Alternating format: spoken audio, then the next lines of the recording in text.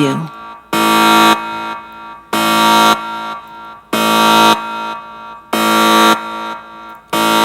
So the last section we are going to cover in section 3.5 is finding the zeros of polynomial functions and looking at how we go about at least sketching the graph for these. And we're going to sketch the graph by finding really the zeros, either real or complex, and we'll show you what happens if you've got some complex zeros. And we're talking about multiplicity, if you have more than one zero. And a couple of different things within this unit to kind of help us sketch these graphs. We're not going to be overly accurate with these graphs, but we're going to use what we've learned in the past as far as what degree the polynomial is to find out its end behaviors. And then we're going to use the zeros to kind of help us give a sketch of kind of what that graph would look like. We're not going to get overly accurate with these.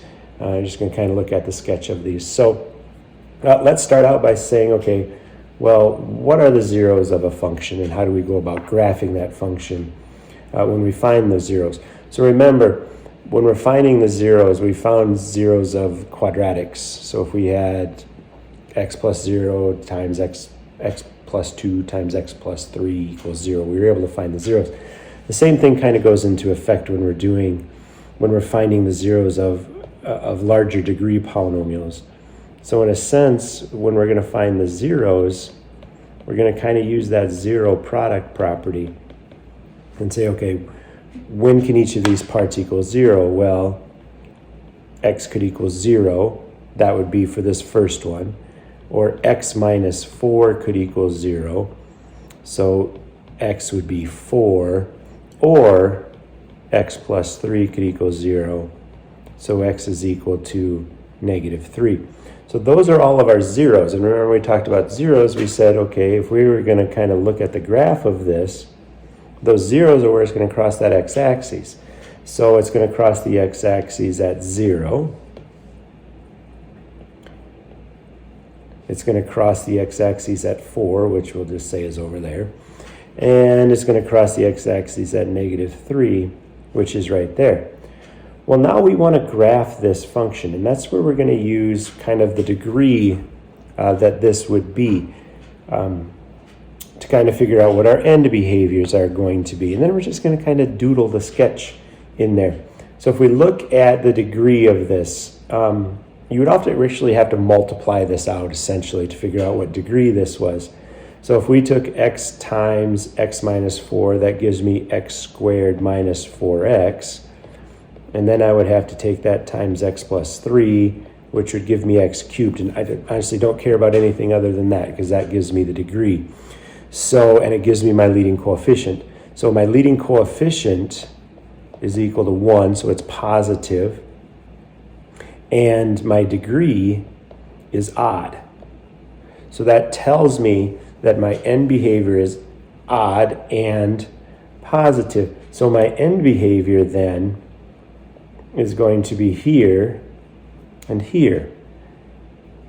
So now when it means it's the zeros, it means it goes through that at that point. So our graph, just a sketch of our graph is going to start down here in this lower left-hand corner in the third quadrant. It's going to come up. It's going to go through, which is the point 0, negative 3. It's going to do something up here. It's going to turn down.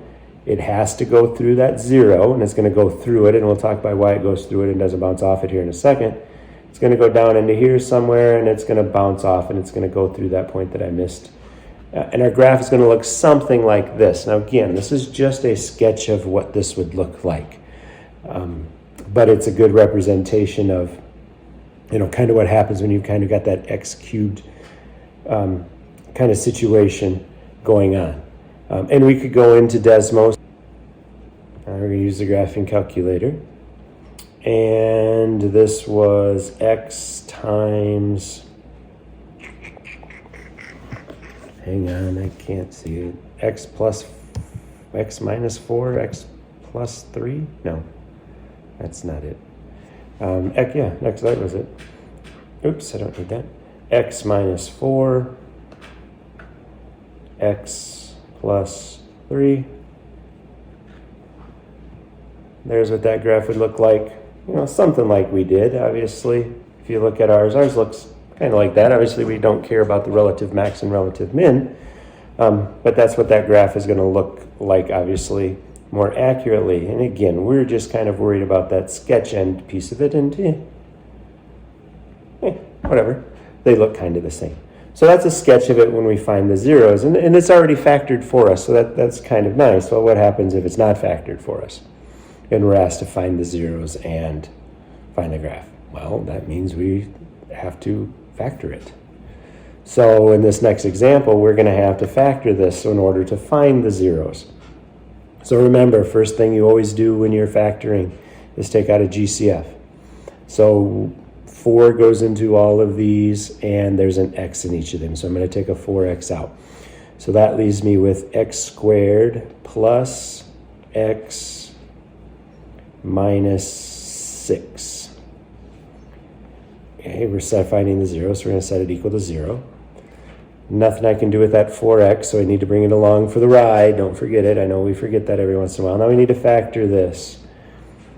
So negative 6 and 1, so 3 and negative 2. So that's x plus 3 and x minus 2. The fun of working at home sometimes. My son is singing downstairs. You can't hear him, I don't think, but I can, so that's what really matters. So now we can find the zeros. So with this first one, what's going to make 4x equal 0? Well, 0 is going to make that equal 0. Negative 3 is going to make that equal 0. And 2 is going to make that equal 0. So we're going to sketch the graph. So we make our xy coordinates. We plot our zeros. We've got one at 0. We've got one at negative 3. We've got one at 2. That one should probably be slid over just a little bit. Cool. Just move it. There. Okay, that one's there. So now we look at the end behavior. So it's cubed again. Our leading coefficient, we got to go back up here to look at our leading coefficient. So our leading coefficient was 4, and it's cubed. It's already multiplied out for us. So that tells us that its end behaviors are going to be here and here, positive and odd. It has to go through the 0. Again, we're going to talk about how do I know it goes through it or not. It's going to come back. It's got to go through that 0, and it's going to bounce off somewhere like that. And that is our 0 for this one. And that's our sketch of our graph for this one. And we're just going to kind of, let's look at it on Desmos just here real quick. We'll clear that out. So we had 4x raised to the third plus 4x squared minus 24x. So obviously it's a lot steeper than ours was, but yeah, we got a relative graph to what that one is going to look like. Okay, so that's graphing using the zeros. Now, I've talked about how do we know if it goes through it, or maybe it bounces off of it, and how do we know those types of things? And that's what we call, multiplicity. Multiplicity is how many times a zero occurs within a solution. So if I had something, let's say I had x minus 2 and x minus 2 and x plus 1. So if these were my zeros, so I have a 0 of 2, 2, and negative 1. We would say that 2 has a multiplicity of 2 because it happens 2 times. And negative 1 would have a multiplicity of 1 because it happens once. So here's the deal. If it has a multiplicity of 1, it's going to cross through the x-axis. If it has a multiplicity of 2, it's going to be a turning point for it. Okay, so if it has a multiplicity of 1, it's going to go through it. If it has a multiplicity of 2, that's going to be a turning point. Well, what happens if it has a multiplicity of 3? Well, if it has a multiplicity of 3, if you kind of look up here, it says b up here has a multiplicity of 3. If it has a multiplicity of 3, it's still going to go through it, but it's going to kind of flatten out, so to say.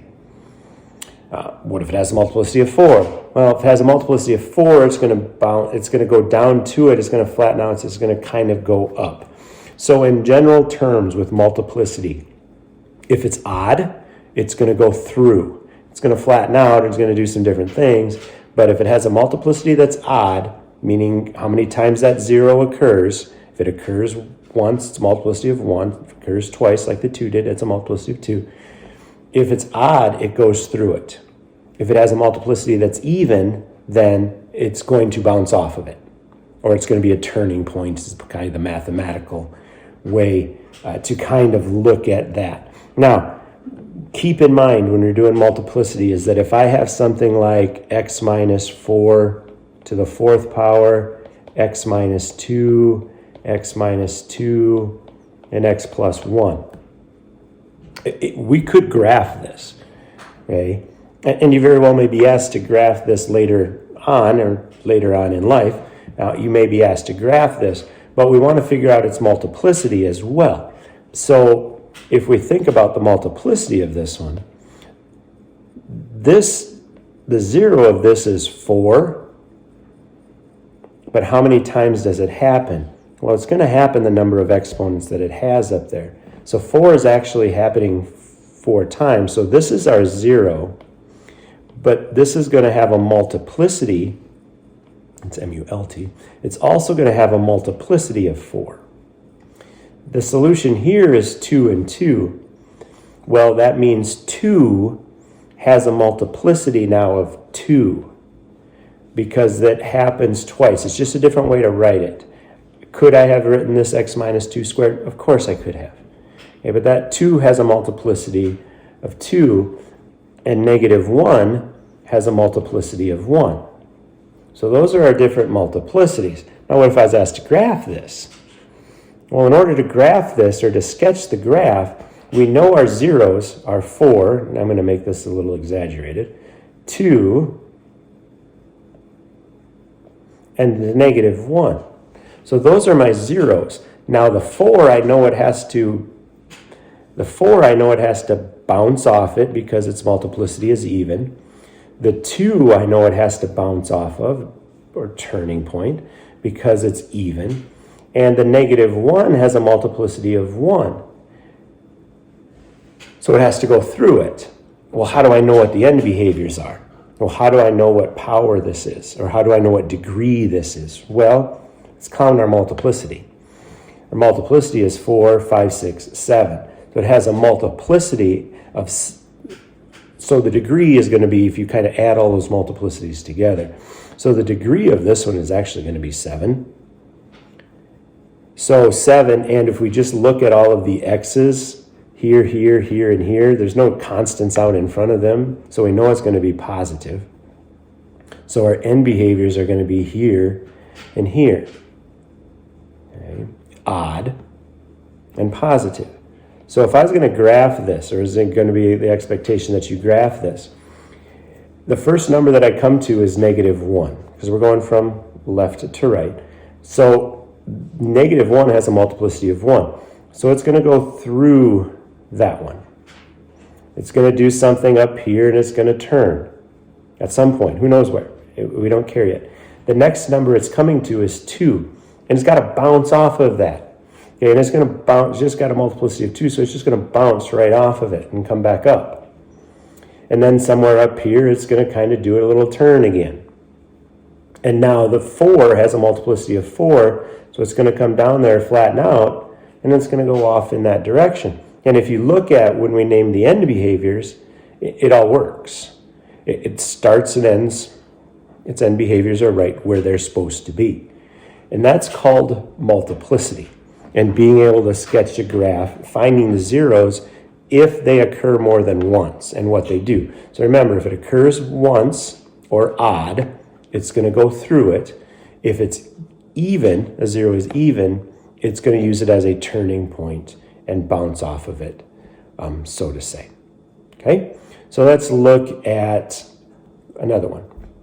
There's actually a couple of them in here. So the first one, we've got x plus 4, x minus 1 to the 4th power. So we're going to find the zeros and we're going to graph it. So it's already factored for us. Wonderful. We love it when things are factored already. So great.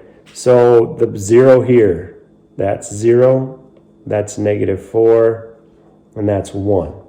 Now I'm going to write the multiplicity. This happens once, this happens once, and this happens 4 times. Okay, so I found the zeros. I can go ahead and graph them. I've got a 0 at 0. And again, these are my zeros. I've got a 0 at -4, and I've got a 0 at 1. Those are my zeros. Now I have to figure out which degree it is. If I look at this, add up your multiplicities, 1, 2, 3, 4, 5, 6. So it's got a degree of 6. I look at the constants, they're all positive. So end behavior-wise, it's positive and even. So that means our end behaviors are here and here. So now I start to sketch it. So the first number I go through is -4. It's got a multiplicity of 1, so it's going to go through it. Somewhere down in there, it's going to turn. Next thing that I go through is 0. It's got a multiplicity of 1, so it goes through it. The next number that I go through is +1. It's got a multiplicity of 4, so it's going to go through it, flatten out, and go off in that direction. My iPad just moved when I was writing that one. It's kind of why it's a little bit wiggly. So that's kind of an idea of what that one's going to look like. So let's look at that on Desmos.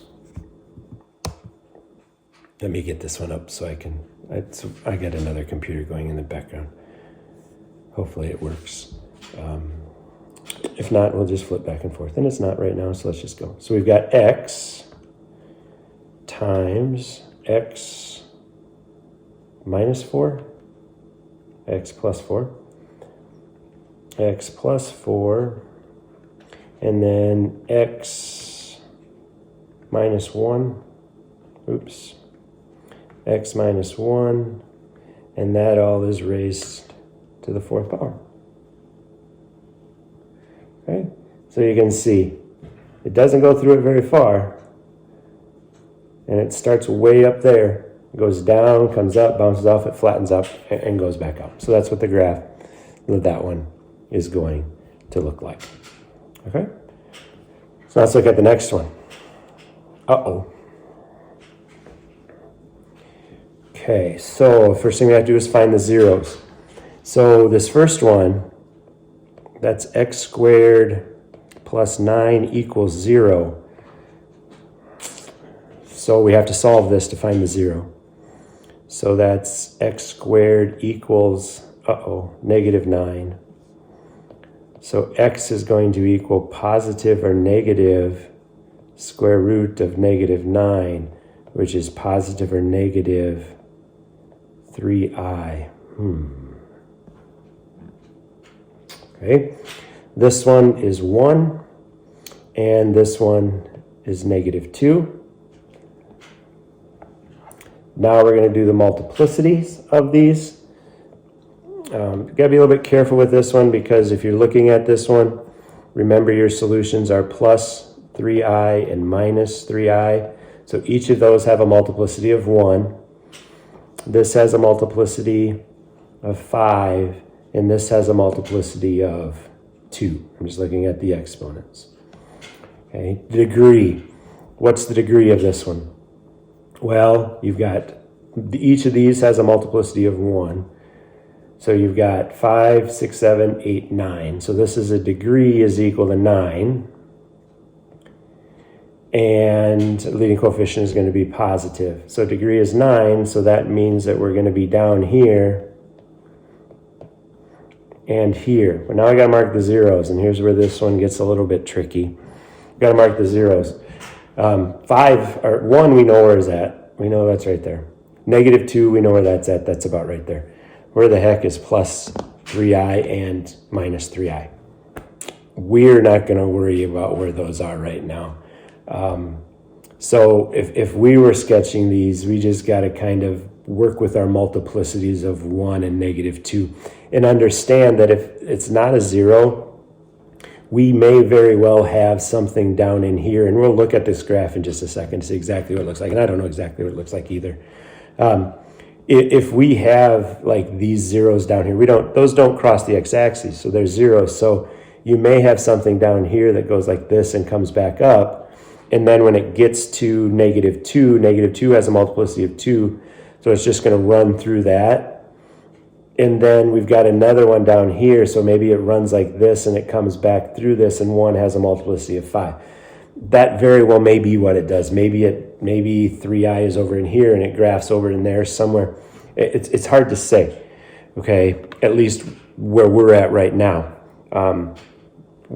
You were not going to have to sketch anything that kind of has these complexes, but I wanted you to see kind of what this was look like. And I know this video is going to be quite long, so we're going to probably have to break it up at some point, but whatever. So it's x squared plus 9. Okay, so you see how what's kind of happened there. Then we had x minus 1 to the 5th. So x minus 1 raised to the 5th of, what the heck was that? Raised to the 5th. And then x plus 2 squared. So x plus 2 squared. Okay, so you can kind of see this graph is kind of a little goofy, and you really can't really see what it does really too well. It's kind of bouncing off all over the place, and it doesn't, maybe. Who knows what it's doing way down there. We can't see. And it's way down there. I mean, this thing goes way down in Never Never Land. That's actually the last of it. So it's up in here somewhere. Oops. See ya. Got 15 messages. Wonder what the heck happened there. So you can see there's our bounce. Kind of down in there, and it bounces back up, and so on and so forth. But anyway, so that's what kind of a complex one looks like, and being able to find the zeros. So that really becomes the graphing piece of it. So there's the first part of the lesson. If you want to kind of stop it at this point and go ahead and do the first part of the homework for today. Today, right now, is kind of a good spot to stop. And 23 minutes into the video, a good spot to stop and go off and work on the first few questions on your assignment for a little bit, and then come back and watch the rest of the video. It's really kind of a good breaking point, because we're going to talk about looking at the graphs now and that type of thing, and how do we go about if they give us a 0, writing the function, so to say, or finding the real and complex zeros if you're just given one of the zeros. So take a break.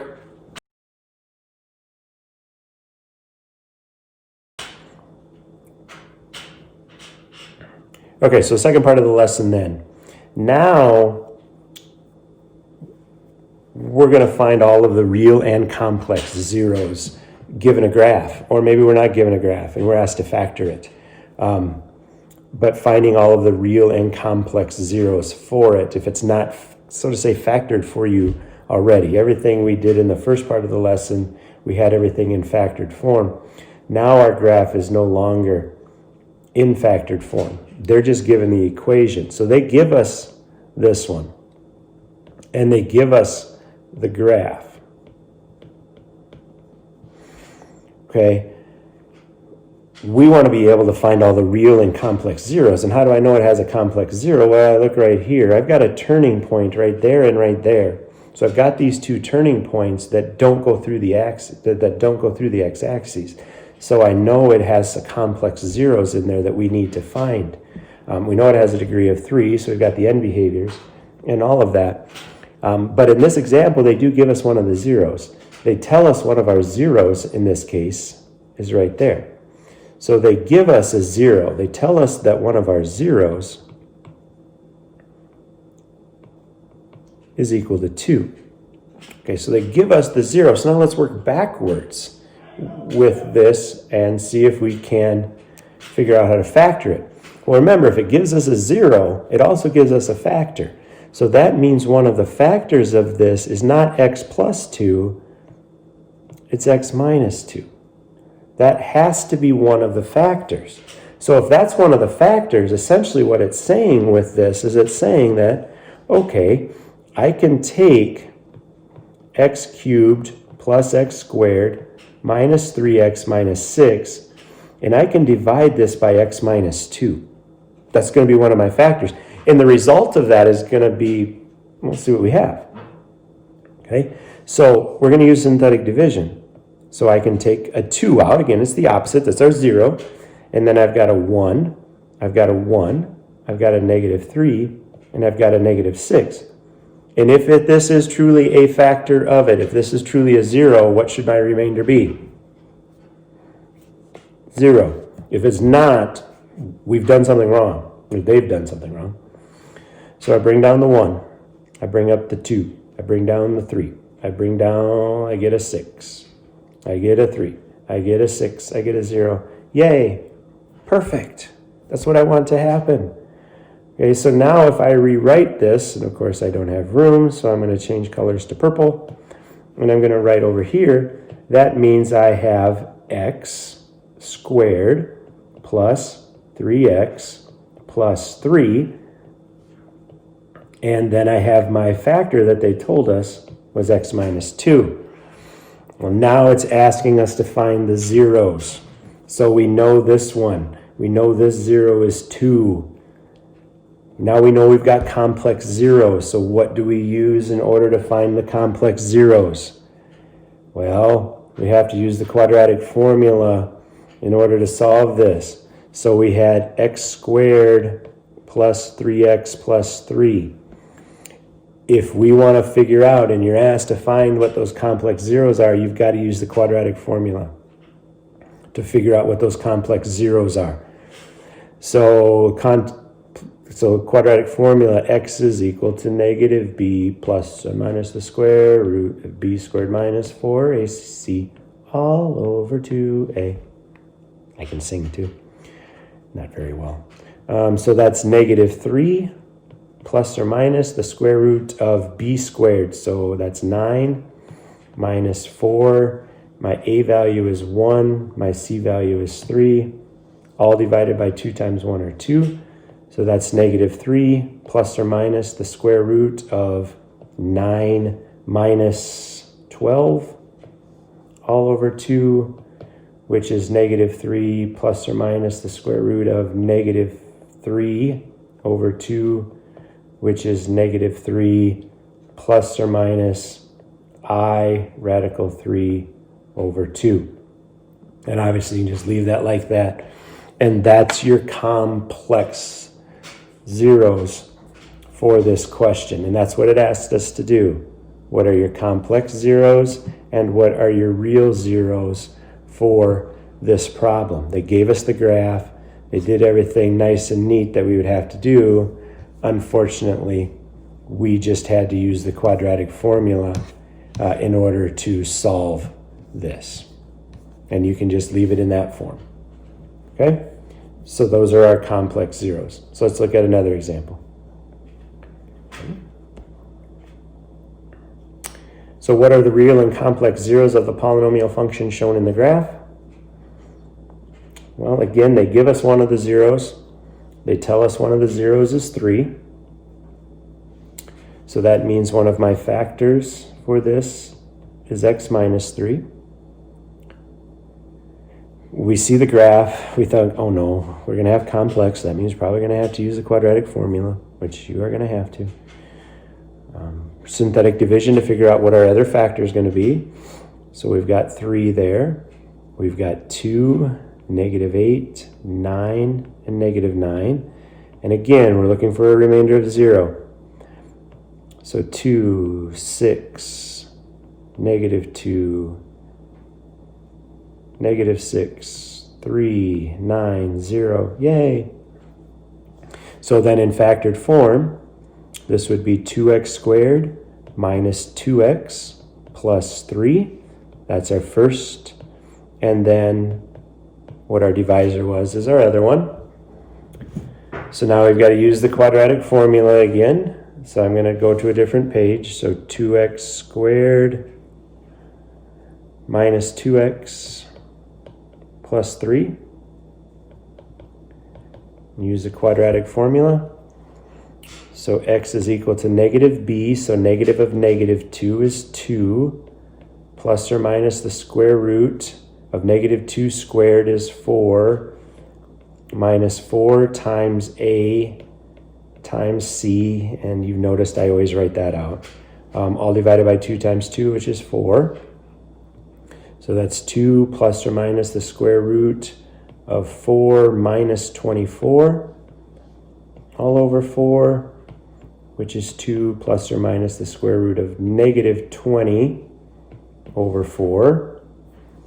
So that's 2 plus or minus the square root of negative 20 is I radical 20, but 20 is 2 and 5. So 2I radical 5 over 4, which you could leave it like that and I'd be 100% happy with it.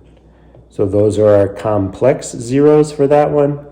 Our regular zero was at negative 3, which they gave to us. Right? One more example. And now this one we're not given a graph. Now, if we were in a non-COVID year, we would do lots of these. We would talk about what we call the rational root theorem, and we would figure out how we can figure out, maybe not so easily, but what the different roots could possibly be, or what the different zeros could possibly be for this one. The ones you're going to look at are going to be ones that you could factor right away. If you look at this one, we've only got 3 terms. So anytime you have 3 terms, look to break it up into an x. So on the top, we're going to put negative 4, and on the bottom, negative 3. So negative 4 and 1. Now, we've got x to the 4th and x squared. So since we've got x to the 4th and x squared, instead of just putting x minus 4, we're actually going to put x squared minus 4. And then x squared plus 1. And those are going to be my zeros. That's going to equal 0. So now we solve. So you get x squared minus 4 equals 0. So you get x squared equals 4. Square root that. So you get x is equal to plus or minus 2. Remember, take the square root of things. We always put plus or minus. So my zeros are 2 and negative 2. And now we do the second one. X squared plus 1 equals 0.